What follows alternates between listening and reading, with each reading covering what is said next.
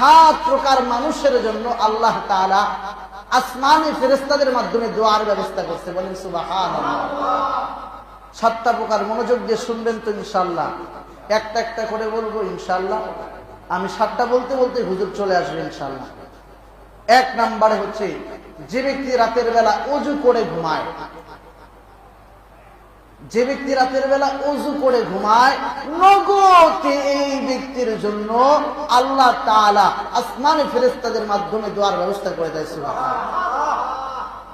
শুধু তাই না, রাতের বেলা ওযু করে কোন ব্যক্তি যখন ঘুমায়, আল্লাহ তাআলা একজন ফেরেশতাকে ওই বান্দার জন্য নিযুক্ত করে দেয়, যে বান্দা ফেরেশতা যাও আমার ওই বান্দাকে তুমি সারা রাত পাহারা দিবা। ফেরেশতা ওই বান্দার মাথার সামনে এসে দাঁড়ায় থাকে সারা রাত। সকাল বেলা বান্দা শুধু জাগছে, এখনো উঠে দাঁড়ায় নাই, ফেরেশতা আল্লাহর কাছে দোয়া করে, গো আল্লাহ তুমি আজকে রাত তোমার এই বান্দাকে পাহারা দেওয়ার জন্য আমাকে নিযুক্ত করেছিলে, সারা রাত এই বান্দার সাথে আমি ছিলাম, ও আল্লাহ এই বান্দার প্রতি আমার মায়া লেগে গেছে, আল্লাহ তোমার বান্দা যাচ্ছে এখন উঠে দাঁড়ায় নাই, দাঁড়ানোর আগে তার জিন্দেগীর সমস্ত গুনাহ মাফ করে দাও। কে দোয়া করতেছে? ফেরেশতা। কে দোয়া করতেছে? কে দোয়া করে? ফেরেশতা দোয়া করতেছে। কার কাছে? আল্লাহর কাছে। দোয়া কবুল হবে কি হবে না? তাহলে এই ওযু করে ঘুমানোর মধ্যে লাভ আছে না নাই? লাভ আছে। রাতের বেলা ইস্তিনজা করলাম, ইস্তিনজা করে একটু হাত ধুই বা মুখ ধুই, একটু ওযু করে যা ঘুমাইলাম। এখন বলতে পারেন হুজুর শুইলেই তো ওযু ভাঙা যাবে। হ্যাঁ, ওযু ভাঙিয়ে দিলে যায়। আল্লাহ রাসূল আমাদেরকে ওযু করে ঘুমাইতে বলছে, আমরা ওযু করে ঘুমাবো। তাহলে ওযু করে ঘুমানোর মধ্যে লাভ আছে। 2 নাম্বার, যে ব্যক্তি নামাজের প্রথম কাতারে নামাজ পড়ার জন্য ইচ্ছা পোষণ করে, নিয়ত করে, নগদে তার জন্য আসমানে ফেরেশতা আল্লাহর কাছে দোয়া করতে থাকে। বলেন সুবহানাল্লাহ। as-safful awwal, প্রথম সফে নামাজ আদায় করার নিয়ত করছে। আপনি রাতের বেলা এশার পরে নিয়ত করলেন যে আমি ফজরের নামাজ মসজিদে প্রথম রাকাতে যায় নামাজ আদায় করব। এশার পরে আপনি নিয়ত করে ঘুমাইলেন, অথচ ঘুম থেকে একটু লেট হয়ে গেল, আপনি নামাজ পড়তে এসে সবার শেষের কাতারে কি করছেন? নামাজে দাঁড়াইছেন, কিন্তু আল্লাহর আদালতে আপনি প্রথম কাতারে দাঁড়ায় গেছেন। বলেন সুবহানাল্লাহ। এই ব্যক্তির জন্য আসমানে অসংখ্য ফেরেশতারা আল্লাহর কাছে দোয়া করতে থাকে। বলেন সুবহানাল্লাহ। তাহলে 1 নাম্বার, রাতের বেলা যে ব্যক্তি ওযু করে ঘুমায়, বলে রাতের বেলা যে ব্যক্তি ওযু করে ঘুমায়, আপনাদেরকে একটু কষ্ট দিই, একটু বলাই, যাতে করে বাড়িতে নিয়ে যাইতে পারেন কথাগুলি। 1 নাম্বার কি? রাতের বেলা ওযু করে ঘুমায়। 2 নাম্বারে যে ব্যক্তি নামাজে প্রথম কাতারে নামাজ আদায় করার ইচ্ছা পোষণ করে। 3 নাম্বার, যে ব্যক্তি সাদকা করে, নগদে ব্যক্তির জন্য ফেরেশতারা দোয়া করতে থাকে। বলেন সুবহানাল্লাহ।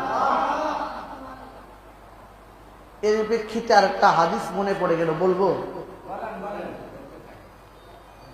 আল্লাহ রাসূল সাল্লাল্লাহু আলাইহি ওয়াসাল্লাম, দেখেন সাদকা করার কি ফজিলত। রাসূল করিম সাল্লাল্লাহু আলাইহি ওয়াসাল্লাম ফজরের নামাজ আদায় করে মসজিদ থেকে বের হয়ে যাচ্ছে। সাধারণত যদি আমাদের চরমনায়ের পেশাব যদি মসজিদ থেকে বের হয়, তার পিছনে লাইন লেগে যায় মানুষের, যায় না? আমার রাসূল যখন মসজিদ থেকে বের হয়, তাহলে সাহাবাদের কি পরিমাণ ভিড় থাকতে পারে। কিন্তু রাসূল করিম সাল্লাল্লাহু আলাইহি ওয়াসাল্লাম এমন একটা ভাব করলেন যে তোমরা থাকো, আমি যাই একা, আমার সাথে কেউ আসবে না। এরকম একটা ভাব নিয়ে সে বের হয়ে গেলেন। রাসূল করিম সাল্লাল্লাহু আলাইহি ওয়াসাল্লাম মসজিদ থেকে বের হইয়া কিছু দূর তার একজন সাহাবী আব্দুর রহমান ইবনে সামুরা, এই সাহাবীর বাড়ির সামনে দরজার সামনে দাঁড়াইয়া দরজার মধ্যে নক করে, আব্দুর রহমান ইবনে সামুরা বাসায় আসুনি। আব্দুর রহমান ইবনে সামুরা দরজা খুলে দেখে রাসূল করিম সাল্লাল্লাহু আলাইহি ওয়াসাল্লাম আমার দরজার সামনে দাঁড়ায় আছি। সাহাবী রাসূলকে দেখে চিৎকার দিয়ে ডাক দিয়ে বলে, ইয়া রাসূলুল্লাহ, আপনাকে তো দাওয়াত করেও আনা যায় না, আপনি এত ব্যস্ত থাকেন, বিনা দাওয়াতেই আপনি আমার বাড়িতে চলে এসেছেন, এমনি এমনি আমার বাড়িতে আপনি আসেন নাই, নিশ্চয়ই কোনো এক উদ্দেশ্য নিয়ে আসছেন, নিশ্চয়ই কোনো কারণ আছে। কারণ আপনার সাথে আবু বকরের থাকার কথা, ওমরের থাকার কথা, ওসমানের থাকার কথা, আলীরও থাকার কথা, কেউ নাই, আপনি একা আসছেন, কোনো না কোনো অবশ্যই কারণ আছে। রাসূল কারীম সাল্লাল্লাহু আলাইহি ওয়াসাল্লাম আব্দুর রহমান ইবনে সামুরাকে ডাক দিয়া বলে, আয় আব্দুর রহমান ইবনে সামুরা, হ্যাঁ আমি একটা কারণে তোমার বাসায় এসেছি। গত রাতে আমি একটি স্বপ্ন দেখেছি, এই স্বপ্নটা আমি কাকে বলবো, তালাশ করতেছিলাম কাকে বলবো, চিন্তা করলাম আজকের এই স্বপ্নটা আমি তোমাকে বলি। আব্দুর রহমান ইবনে সামুরা বলে, ইয়া রাসূলুল্লাহ, পৃথিবীর মধ্যে যদি কেউ সবচেয়ে বড় ভাগ্যবান ব্যক্তি হয়ে থাকে তাহলে সেটা আমি হব। কারণ না চাইতে আমি আসমানের চাঁদ পেয়ে গেছি, না চাইতেই আমি আপনাকে আমার বাড়ির সামনে পেয়ে গেছি। ইয়া রাসূলুল্লাহ, আপনি আপনার এই স্বপ্নের কথা আমাকে বলেন, আমি শুনবো। আপনার এই স্বপ্ন থেকে শিক্ষা নিয়ে বাকি জীবনটা আমি কাটায় দিব। বলেন আল্লাহু আকবার। আব্দুর রহমান ইবনে সামুরা বলার পরে রাসূল কারীম সাল্লাল্লাহু আলাইহি ওয়াসাল্লাম বলে, রাতের বেলা আমি ঘুমাইছি, আমি স্বপ্নে যোগে দেখতেছি আমার একজন উম্মত, এই উম্মতকে আজরাইল ধাওয়া করছে, ধরতে যাচ্ছে, ধরতে পারতেছে না, ধরতে যায় আবার ধরতে পারে না। কিন্তু স্বপ্নে আমি সেই উম্মতের কোনো কাজে আসতে পারি নাই, তাকে কোনো সাহায্য করতে পারি নাই, আমার খুব কষ্ট লাগছে। একটু পরে সামনে আগায় দেখি আমার আরেক উম্মতকে শয়তান বড় ত্যক্ত বিরক্ত করতেছে, আমি তাকেও কোনো সাহায্য করতে পারি নাই, আমার খুব কষ্ট লাগছে। এরপরে আবার আরেকটু সামনে আগায় দেখি আমার একজন উম্মত বনি ইসরাইল নবীদের একটা মজলিসের মধ্যে বসতে গেছে। বসার জন্য যখন গেছে সেইখান থেকে নবীরা বলছে, তুমি তো উম্মত নবীদের মজলিসে, তোমার কি এখান থেকে চলে যাও। এই দৃশ্য দেখার পরে আমি খুব কষ্ট পাইছি। আব্দুর রহমান ইবনে সামুরা, আমি স্বপ্নে তার কোনো কাজ করতে পারি নাই, তাকে কোনো সাহায্য করতে পারি নাই। আর একটু আগায়া দেখি আমার এক উম্মত পানির পিপাসায় খা খা করতেছে, পানি থাকা অবস্থায় কেউ তাকে পানি দিচ্ছে না। স্বপ্নে আমি তারও কোনো সাহায্য করতে পারি নাই। এরপরে দেখছি আমার এক উম্মত এক অন্ধকার জায়গার মধ্যে দাঁড়ায় আছে, আমার সেই উম্মত অন্ধকার থেকে বের হইতে চাচ্ছে কিন্তু বের হইতে পারতেছে না। আমি স্বপ্নে তার কোনো সাহায্য করতে পারি নাই। আমি একটু সামনে আগায়া দেখি আমার একজন উম্মত সে অন্ধকার থেকে বের হইতে পারতেছে না।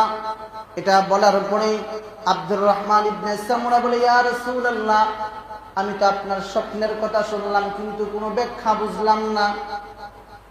রাসূল কারীম, আপনি যদি আমাকে এই ব্যাখ্যাটা বলতেন, এই ব্যাখ্যা থেকে আমি শিক্ষা গ্রহণ করে বাকি জীবনটা কাটায়া দিতাম। রাসূল কারীম সাল্লাল্লাহু আলাইহি ওয়াসাল্লাম বলে, আব্দুর রহমান ইবনে সামুরা, ওই যে প্রথমে আমি দেখলাম আমার একজন উম্মতকে আজরাইল ধাওয়া করছে, ধরতে গেছে, ধরতে পারতেছে না। একটু পরেই দেখি আমার ওই উম্মত আর আজরাইলের মাঝখানে একটা দেওয়াল হয়ে গেছে। সেই দেওয়ালের মধ্যে লেখা উঠছে খিদমাতুল ওয়ালিদাইন। বলেন আল্লাহু আকবার। এটা হচ্ছে তোমার পিতামাতার খেদমত। এর থেকে বোঝা যায় যারা দুনিয়ার জমিনে পিতামাতার খেদমত করবে এ বান্দা ভালো করে শুনে রাখেন, যারা দুনিয়ার জমিনে পিতামাতার খেদমত করবে তারা হায়াতের জিন্দেগিতে আল্লাহ তাআলা বরকত দিয়া দিবে। বলেন সুবহানাল্লাহ। আজরাইল আর সেই উম্মতের মাঝখানে দাঁড়ায় গেছে একটা দেওয়াল, আজরাইল আর তাকে ধরতে পারে না।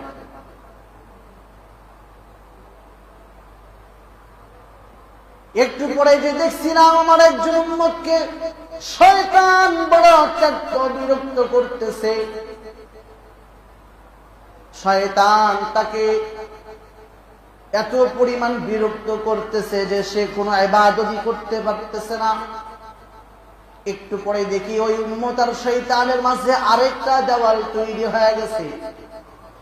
সেই দেওয়ালের মধ্যে লেখা হচ্ছে হাযা যিকরুল্লাহ, এটা হচ্ছে তোমার জিকির। যারা দুনিয়ার জমিনে বেশি বেশি আল্লাহ তাআলার নামের জিকির করবে তাদের থেকে শয়তান দূরে চলে যাবে। বলেন সুবহানাল্লাহ। অনেক মানুষ বলে আল্লাহ শয়তান, হুজুর শয়তানের ওয়াসওয়াসায় পড়ে গেছে, শয়তানকে কিভাবে দূর করব? এই যে আল্লাহর জিকির বেশি বেশি করবেন তো শয়তান আপনার থেকে দূরে চলে যাবে। বলেন সুবহানাল্লাহ। 3 নম্বরে আরেক তোমার উম্মতকে দেখলাম, বনি ইসরাইল নবীদের মজলিসের মধ্যে উম্মত বসতে গেছে, নবীরা তাকে তাড়ায়া দিছে। আমি খুব কষ্ট পাইছি। একটু পরেই দেখি কোন নবী জানি তার হাত ধরে টান দিয়া স্বয়ং আমি মুহাম্মদুর রাসূলুল্লাহ সাল্লাল্লাহু আলাইহি ওয়াসাল্লামের পাশে বসায় দিয়েছে। বলেন সুবহানাল্লাহ। সেইখানে লেখা উঠছে গুসুলুল জানাবা। সোজা কথা বলি, এটা হচ্ছে পবিত্রতা। দুনিয়ার জমিনে যে পবিত্র অবস্থায় থাকবে কাল কিয়ামতের ময়দানে, হাসরের ময়দানে সেই ব্যক্তি আল্লাহ রাসূলের সাথে বসবে। বলেন সুবহানাল্লাহ। হুজুর চলে আসছেন।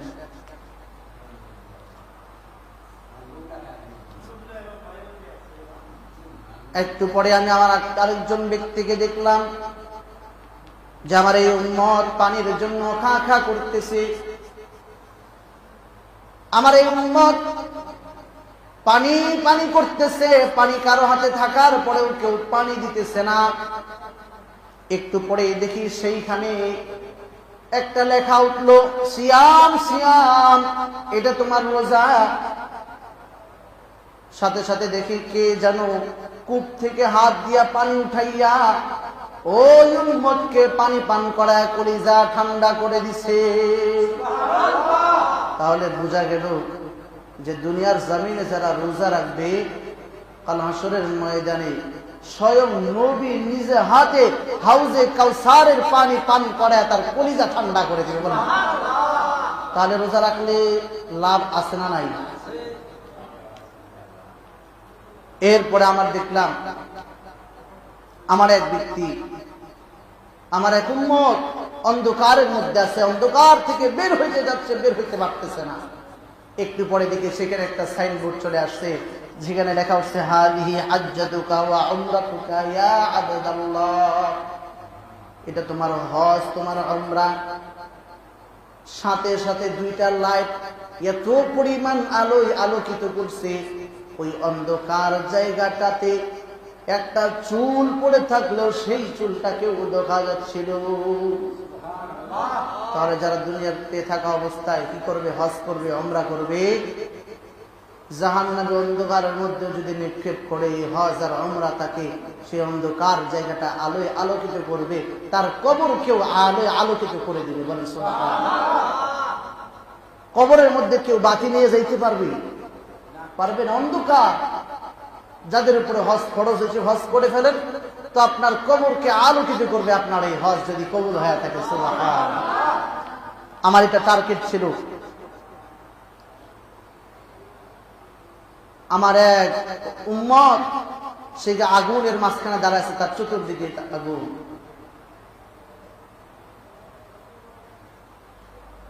আসসালাম, আসেন বসেন।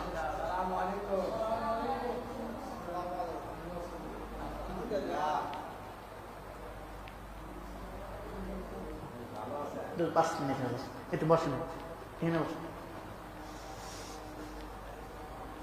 বসে আছে, চতুর্দিকে আগুন, বের হইতে চাচ্ছে, বের হইতে পারতেছে না। সাথে সাথে সেখানে একটা সাইনবোর্ড লেখা উঠছে, এটা তোমার সদকা, তুমি যে দুনিয়ার জমিনে সদকা করেছো, সেই সদকা পানিতে রূপান্তরিত হয়ে এই আগুনকে নিভাইয়া দিছে। বলেন না সুবহানাল্লাহ। তাহলে দুনিয়ার জমিনে যারা সদকা করে যাবে, জাহান্নামের আগুন আপনাকে স্পর্শ যদিও করে, আপনার এই সদকা পানিতে রূপান্তরিত হয়ে সে আগুন নিভাইয়া দিবে। বলেন সুবহানাল্লাহ। তাহলে সদকা করলে লাভ আছে না নাই? কয়টা গেছে ওইদিকে বলেন তো? 3টা বলছিলাম কিন্তু।